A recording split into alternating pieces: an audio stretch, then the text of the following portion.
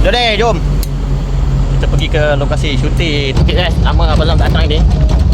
So kali terakhir Abang Zam datang kira-kira 6 tahun dulu lah.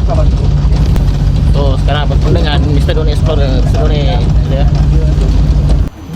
Okay Doni, kita sudah sampai. Kita bincang jap.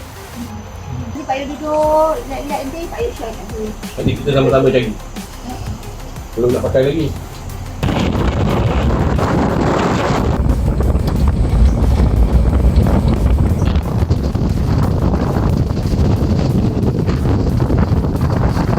Ingat senang ke nak jadi paranormal?